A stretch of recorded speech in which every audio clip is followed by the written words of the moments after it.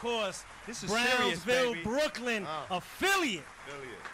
There We in the building with the champ, and just in case somebody lives under a rock. Yes. He made his pro debut on the undercard of Floyd Mayweather versus Ricky Hatton. That's First big. round TKO, 29 That's how Brooklyn seconds. do it, baby. Brooklyn, we go hard.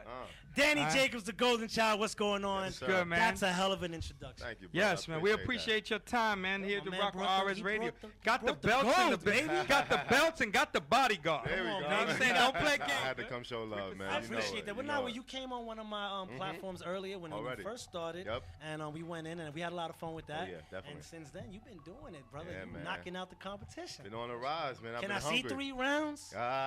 You know what? My trainer got a famous saying: "You don't get paid for overtime." Oh, You know what I'm saying? That's So just get crazy. them out of there when you get them out of there. Dude, That's and right. we talking Make it an 29 early seconds. night. There you go. Make it an early night. Out of knuckles, champ. Everything is good, man. You know, I had a little injury about 8 months ago. Doctor healed me up, had a little cast on it for a little bit. Now I'm ready to go, ready to rock and roll. Ready to You go. know what I mean? 21 years of age, man. You doing this? No, young- 23. 23. 23, All right. 23, yeah, Well, man. well, tell the ladies you're 21. That's all good. 23 years of age, Uh. okay? Middleweight division does not appear to be stacked. Right.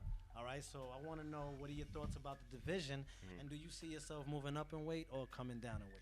Well, a lot of people don't think that it seems to be, you know, stacked, as you would say. But it's a lot of unknown talent, like from the UK and from Mexico and different places. And they're just looking for that next star. And I think the next star should be Brooklyn's own Danny Jacobs. That's right, I agree. Not to speak in the third person's view, but, you know, I've been hungry. I've been waiting for this since day one. And now the opportunity is this close. And we're going to make some big noise this year, so look out. I want to make a little noise with you, and just to throw it off track real quick, because my man from the UK came with a Boston hat. Yeah. And I know you the champion, all. Yeah. But what's up with the Atlanta Braves hat, brother? No. It's just, I mean, color swag. There man. you I go. Just like the color ain't got nothing to do with the Yeah. team, because I'm a New York Yankee. Yes, fan. right. You better Home of believe the it. 27-time Yeah, man. champion New York Yankees. You better believe it. Yeah. Listen, champ, I wanted to know, if I put together a stew of fighters to make one golden child, who would those fighters be? Well, it would only consist of one fighter, and that's myself. I'm like a rare fighter. You know, I think my attributes is fierce. You know, I have a boxer puncher mentality. You know, depending on what type of fighter I'm in there with, I can either box if he's a slugger, or if he's a boxer, you know, I can be the slugger. So, you know, I'm just a rare gene, and, you know, whoever they put me in there with, I can adjust and work. And that's how we do Danny, it. are you a professional boxer because you used to beat people up in Brooklyn? Were you like the neighborhood bully and they say, yo, we're going to take you to the gym? Or it's just something that you know really what? got into? It's the complete opposite, because to be totally honest, I was like a mama's boy, you know, like at 14, you know what I'm saying? So I was always up under my mother. And it's just somehow, you know, it's a funny story. I was fighting in school one day, and, you know, I got in trouble with my mom, the principal, and everybody. And then I found out that those kids was going to the boxing gym. So I'm like, this is going to be my time to get them back and not get in trouble. All right. You know what I'm saying? So I went down to the gym, sparred in my second day ever in the gym. I sparred like 4 people that I didn't like. What was the first gym that you stepped into? This was in Howard Houses. Okay. You know, in Brownsville. Yeah, I know exactly where that gym Yep. is. So we sparred about 4 guys, and I realized, like, hey, you know, I'm really good at this, so I should stick to it. And at the time, I really didn't know what I wanted to do in my life. You know, I was about 14, 15, and the streets was what they all had to offer. So I went to left and stuck in the gym, and this is where I am now. Yeah, my man even went to Erasmus High School, bro. Yeah, man. This ain't no joke. Yeah, let's talk a little bit about your history into the game and everything. Yeah. So I know you were training. When did you decide that you wanted to take this serious? You're from Brownsville, Brooklyn. You know, home to many great fighters. You know, Mike Tyson. Briggs is also from Brownsville. Is Zab Judah? Zab Judah is also from Brownsville. There's a lot of big fighters that came out of there. 2 questions. Number one, coming up in there, do you feel any pressure to be, you know, any pressure that these greats came out of and you have to be as great or even better? And when did you decide that you wanted to take this serious and make this a career? Because there's a change from a hobby to making it a career. Right. Well, I think, you know, for your first question, there's not a lot of pressure, because people always had me on that high pedestal even when I was young, playing football, because I used to be good at football. So I've always kind of been adjusted. Well, excuse me, I've always been used to having that pressure over my head. So it's nothing. You know, where they rank me is where they rank me. I just want to be one of the best that come from where I'm from. Okay. And one of the best that ever done it, and one of the best to, retire with my head and my money on my shoulders. All right. So, Okay. get a clap for that one. And a few cookies too. All right. real So when did claps. you decide to start taking it serious as a career? Well, like I said, I was playing football too at the same time, and it was just one specific game where I was in the end zone, and it was like the last play, and we was down, and if quarterback would have threw me the ball, we would have won the game. And he ran in instead and got tackled. So I'm like, damn, I'm gonna just take things in my own hands, and I just took to the gym. He said, you know what? I'm gonna give up football, and I'm gonna take this 100%, and I'm gonna go all the way. I thought he said he's gonna take it into his own hands and knock out the wide receiver so he could be open. How does growing up in Brownsville, very tough environment in Brooklyn, how does that affect your style of fighting, and how does that affect, how does it motivate you as a fighter? You know what I mean? A lot of greats came out of there, and it's like Brooklyn produces champions, man. Let's talk about how that influenced you. Well, it kind of turns you cold-hearted, I'm a nice guy outside the ring, but when I need to turn it on, I turn it on. And, Brownsville is a very hard neighborhood growing up. I've seen some things that I would not want to mention right now, because of the hardship that, I've seen. But, it definitely kind of molds you into being a, real aggressive man inside that ring. But then I got people like my family and my mom and my dad that have me like a soft guy outside the ring, So I'm a real nice guy outside the ring. But in the ring, you'll definitely see that Brooklyn come out. Maniac. Well, yeah, I've seen it come out a few times, and the Brooklyn only lasts 2 rounds. Okay. You know what I'm saying? Yeah. I want to talk to you about, and what we said about the stew of fighters. When they say Danny Jacobs has the heart of a Mexican fighter, all right, what are your thoughts on that? That's dope, man, because, I fought a lot of Mexicans, and, they don't go out easy. So they, I know. they're really tough, man. They fight for their country. Whereas here, we just fight pretty much for money. You know what I'm saying? Where they got pride and they got their family and everything rested on this one fight. So they fight with extreme, Absolutely. So It's true what they say about those heads. They got those hard ass, they got those hard heads. They got those hard ass heads that you break your hand on. I've seen bottles of Brugal broken over Mexicans' heads, and not only that, like they fight for. They fight for freedom. It's a whole different type of hunger. Bottles of that's a whole tequila. different type of hunger. They fighting to actually eat. Oh, yeah. You know what I mean? Trey had said, talk a little bit of something. I guess he's from Starrett City. He wants to know a little bit about the Starrett City gym. Talk a little bit about the access to. Well, Starrett City Gym brings nothing but champions. I came from Starrett City Gym. You got guys like Curtis Stevens, Joe Green. I mean, all these guys come from Starrett City. Shannon Briggs, Zab Judah, everybody passed through there. So, if you really want to take something like this serious, that's where you want to go. Yes. Yo, but shout out to Jimmy O. said when he first started that he was sparring. He sparred for 4 people. Was that on the same day, though? That was the second day I ever was. Over there in Bron, that's how they test you. But how tiring is that? Because it was very tiring because I never held a pair of gloves in my hand, so it was a whole different. Let me tell you how these old-fashioned, those straight old-fashioned Gleason, Starrett City, the Bed-Stuy boxing. Yeah. Some places you go and you're hitting the bag for a week. They test your heart. These things, they put you in the ring. You're there 10 minutes. I went to my first time was at PAL on Pennsylvania Avenue and Liberty. I was there 5 minutes. They had me sparring. It was like, they want to see where your heart is at before they even start 5 minutes is a serious. long time. Yeah, it's a long time in the ring. Believe it. Okay, Danny. This is something that as a fan, when I pay my pay-per-view dollars and I'm watching the fight and I'm really analyzing, and I know sometimes. As a fighter, you probably get caught up with the crowd, right? Danny. Yeah. How hard is it to really stick to the game plan and not get caught up with the crowd? It all depends on the fighter. I mean, it depends on where your focus is. I'm very focused. I listen to my trainer. It's a lot of voices you hear outside the ring, but those that you hear all the time inside the gym is who you tend to listen to. So, it might be times like me personally, I feel awkward when I don't hear people. So, like, when it's, like, really just quiet in the crowd, I got to do something to get the crowd pumped up opposed to listening to them telling me to do stuff. So it's kind of backwards. But you got to know how to just have that focus and listen to your cornerman because the crowd will get you behind with. Well, one more question, Val, I wanted to follow up with. What is the clock like in your head when you hear that ding? What is that like? Well, when the first bell ring, or when you Just go to break? after each round, and, Uh-huh. and you go back into what's it like in your head? Do you have like a mental clock, a 3-minute clock? Like how's that work? Well, I think the first thing that goes through my mind is, did I win that round, or what should I do to not get hit, or to hit him even more the next round. So that's why you go back to your corner and they tell you. But I don't really think too much. I really just focus on the fight. Okay. Yeah. All right, check it. You've had an incredible amateur career, all right? 137 wins. You won the Olympics in 2004. You're a national Golden Glove champion. Tell us what you learned about turning pro in regards to the caliber of fighter as fighting the amateurs and then coming into the pros. What have you learned? Tell us about the caliber and everything like that. Well, first of all, it's a big difference because you have smaller gloves. Okay. There's no headgear. The tank top come off, so they're hitting your body now, and you're fighting grown men now. This is not, the kids between your age now, so different power. Exactly. It's that man strength. And you just really got to be more focused. You got to train harder.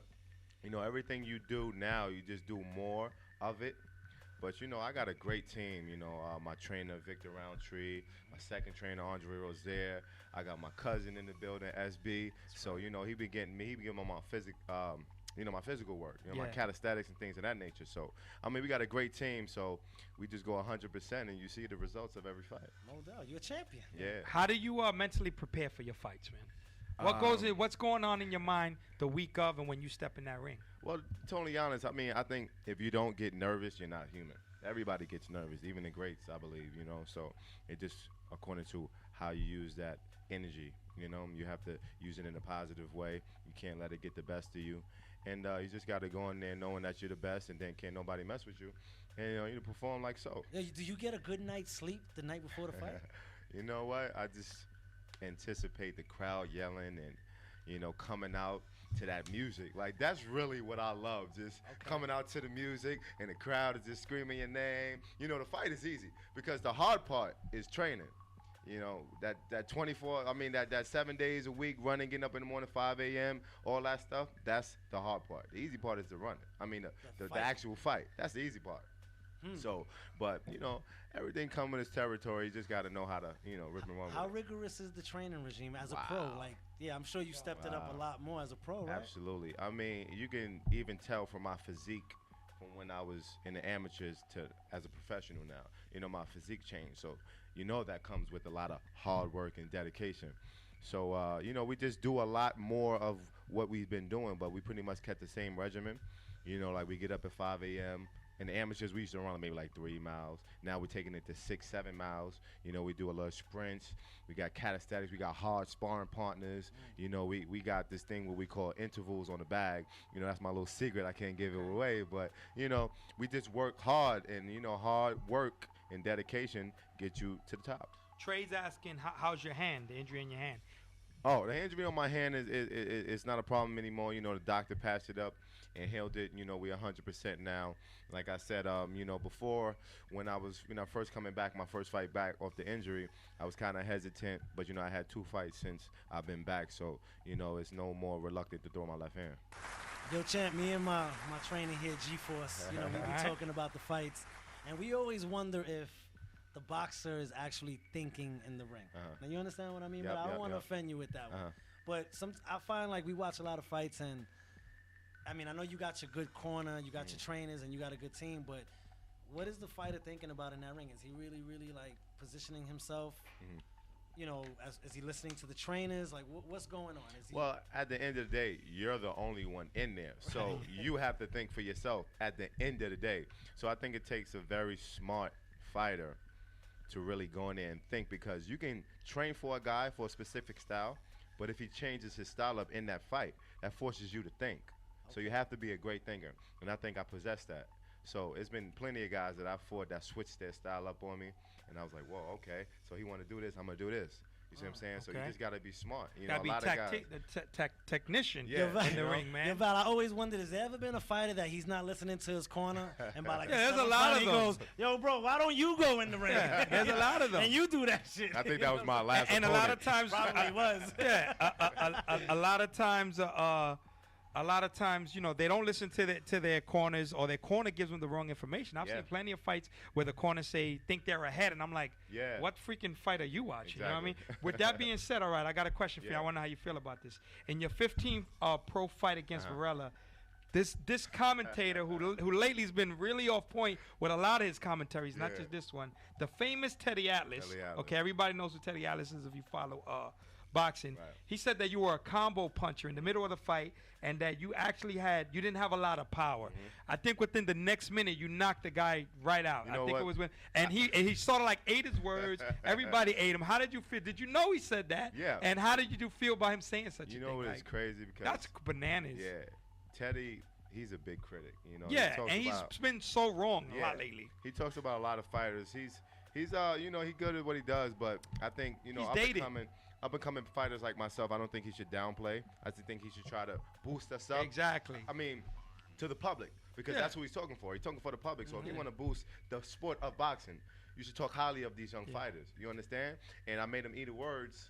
He even said it. He even said it. I should show you how green I am about this guy. But he's been, a lot of people have said that he's been green on a lot. He's been making a lot of bad calls. And for somebody who's been, like, I wouldn't want him training my fighter. You know what I'm saying? Because he's making a lot of bad calls. So you don't know. Maybe Teddy's doing it from, you know, from thinking outside the box. You got to have somebody. I think he's outdated. I think he's outdated with the way he's viewing fighters nowadays. But you know, you always got to have the yin and the yang, and maybe he's the yang. You know what I'm saying? You just got to say stuff. Yeah, but with a guy with his career, like with a guy with his career, he shouldn't be making those type of comments. I think he just wants to be the Simon of America. Yeah, exactly. You got to have somebody just want to hear themselves talk. Exactly. And that's exactly what he's doing. Yeah. Who's been your hardest opponent since you've turned pro?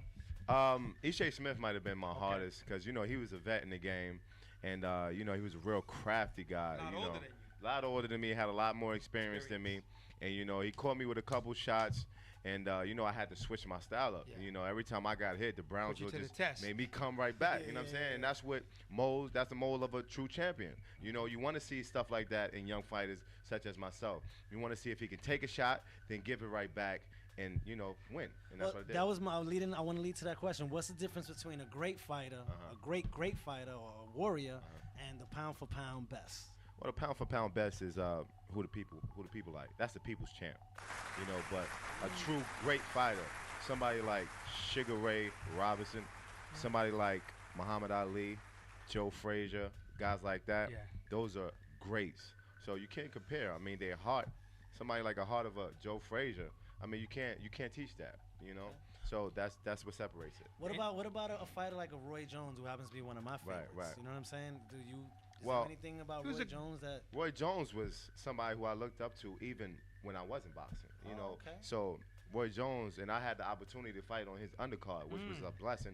You know, at Madison Square Garden a couple years back. So that was a blessing, and Roy Jones is definitely one of the greatest fighters in my opinion, despite his loss. So when well, you know, everybody has to lose, and you know what I mean. But when you meet guys like Roy Jones, like what's the talk behind the scenes when he grabs you by the you know, by the shoulder, and he gives you the little one-on-one? Like, how does that feel for you? Well, you know, I met a lot of celebrities, and you know, I've never been starstruck, but it's just certain people that you feel for, you know, because you watch them as a child.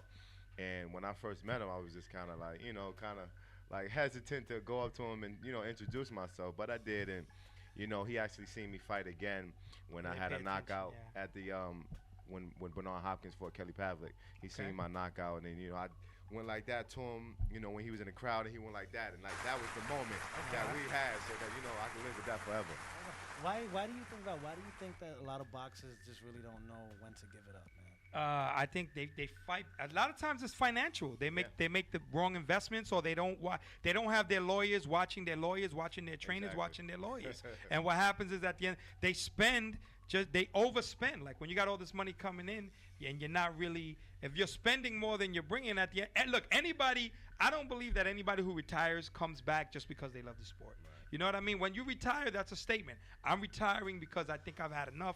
I want to do something else with my life. When they come back, it's usually, and you've seen a lot of like Alexis Arguello. You've seen a lot of greats, Roberto Duran. You've seen a lot of greats come back. And you know, it's a shame because they were in their prime. They were so great. They got to know how not to tarnish a legacy. And the best way to do that is, like you said earlier, making sure that going into it knowing that you have to watch, you got to cross every X, watch every O, you know what I'm saying, and make sure that, you know, everything is signed right, and you got people in your corner who got your best interests at heart. Okay, I got one more question. Again, is Lou Duva. Yeah, I'm good with my boxing, man. Let me get quick question from the audience. Have wanted to know what's more harder, the training and mental conditioning and the training, or the fight itself. Who asked that question? Give him credit. Or have?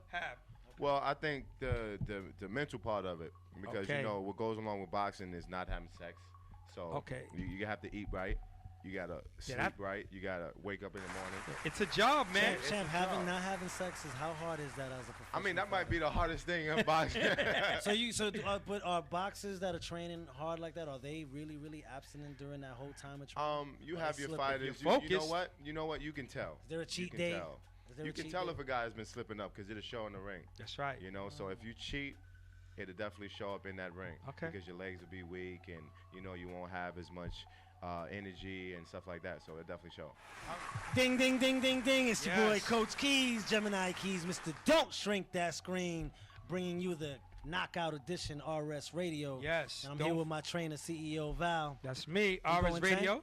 We are the I'm going, man. I'm going, man. You know what I'm saying? Listen, real quick, we got to get our shouts in. Don't forget to catch us right here, streetmarketradio.com. 8 p.m. to 10 p.m. every Tuesday. Again, every Thursday. Valentine, Lady G. 6 p.m. to 8 p.m. on Thursdays. And don't forget, every Saturday, 6 p.m. to 8 p.m. iTunes Radio.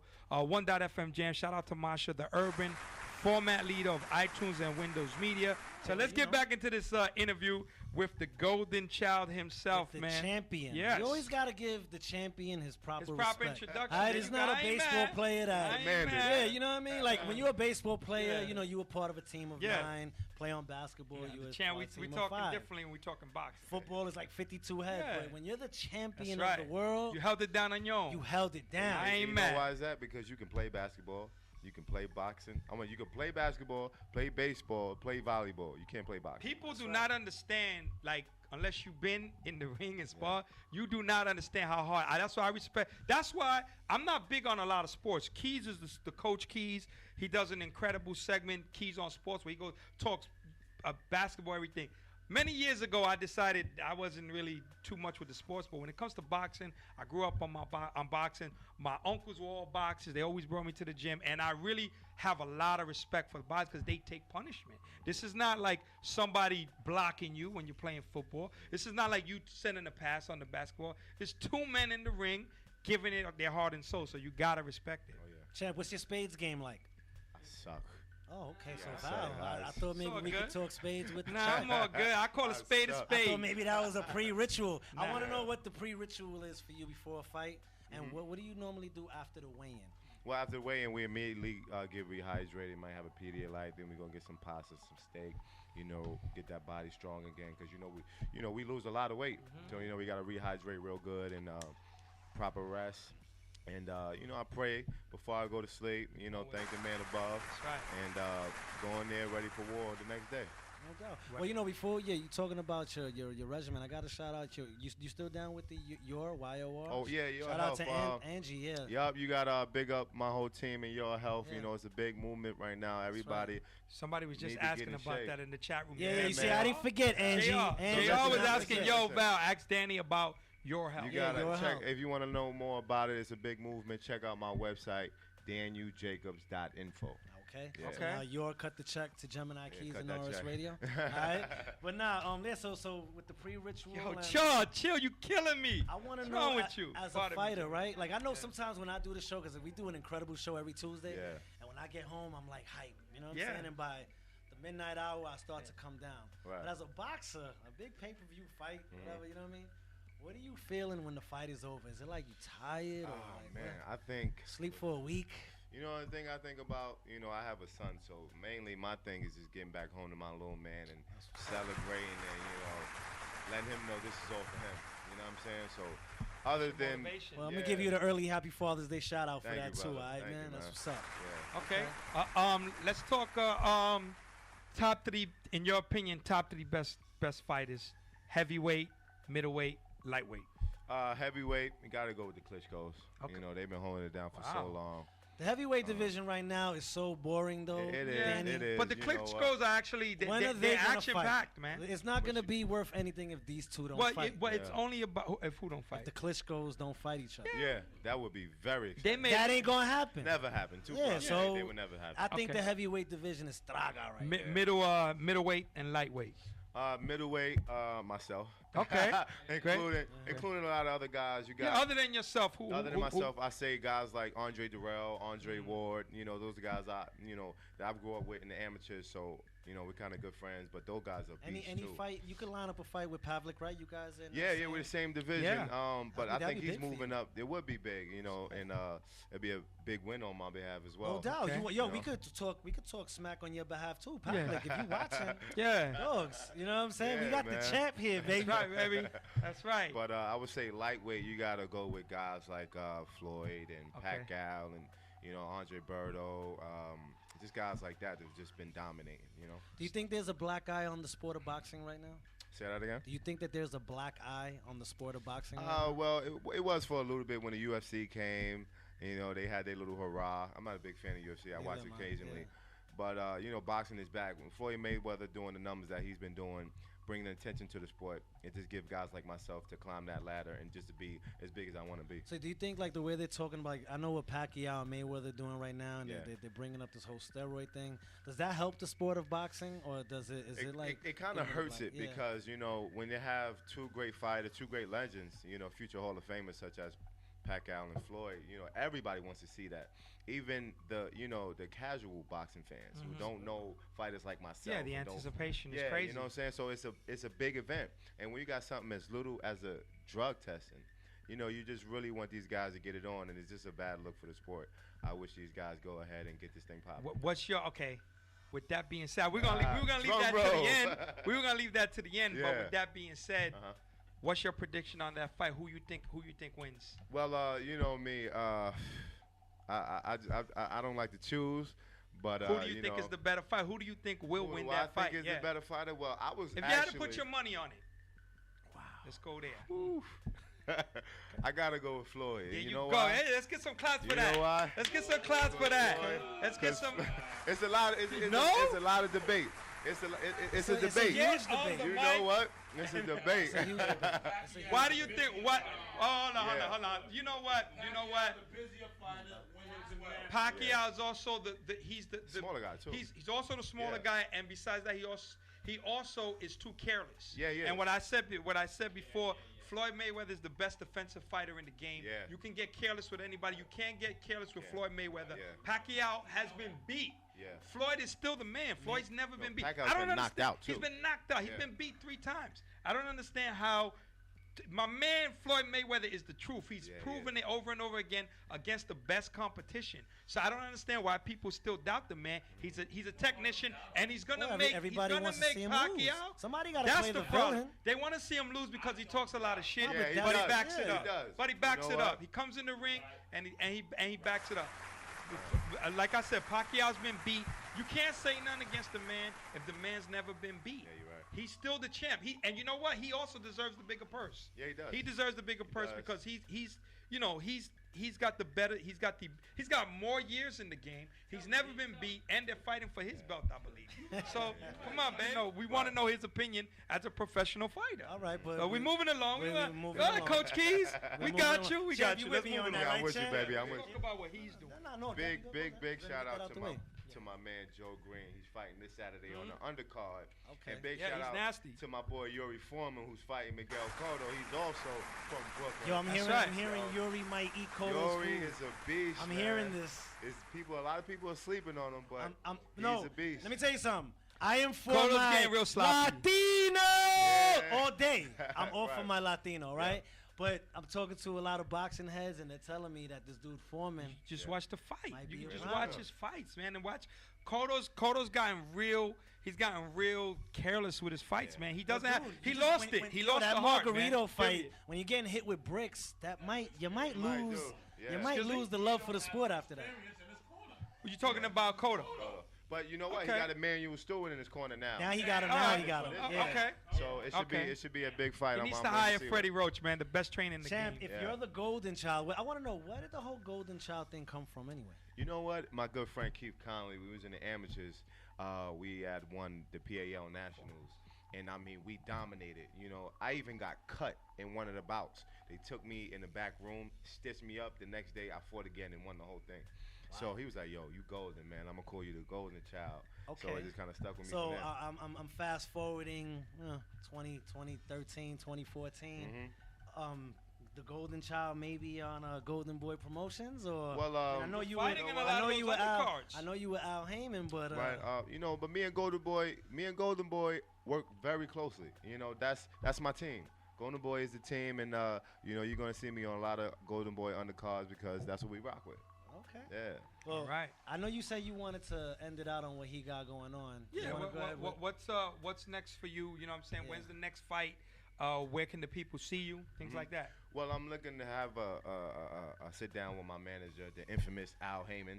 Okay. You know, I'm gonna sit down with him later during this week, and we're gonna lay it out and see what happens because Sergio Martinez, you know, he's a middleweight champ. He just vacated the belts, meaning they're up for grabs. He's going back down to fight Paul Williams.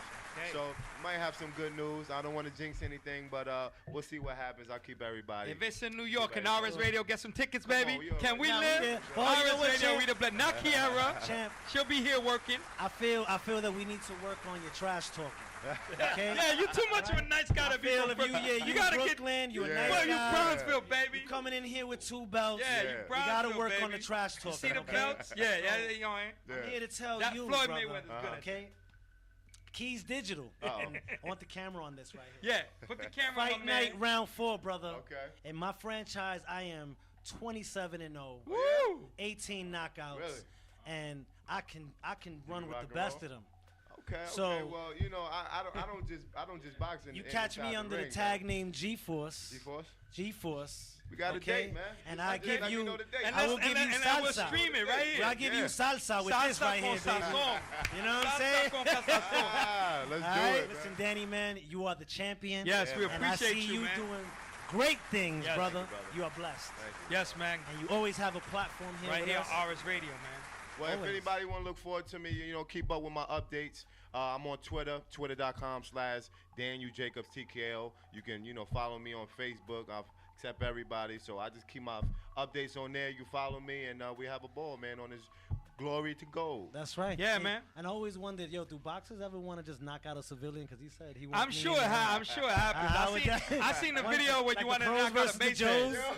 Yeah. I seen that. Would What it be did you like call it? Pros What did versus you call it? Joes? Yeah. What? Man, what She had what you I call tight. it? The little buzz head. The man. little buzz head in the middle. He like, yo, you trying to hate on my video? Cause You like, yeah, you don't yeah, get the man, business. I'm trying to have a good Hey, time. man, welcome to Oh, Brooklyn, man. baby. There you All right, go. so don't forget to catch us every Tuesday, every Thursday, every Saturday. Shout outs to I Am Braid. Shout outs to my man Danny Jacobs, the champ. Keep up with champion. him, and we appreciate everybody. RS Radio, we are the plus, man. Thanks for tuning in. Signing go. off, baby.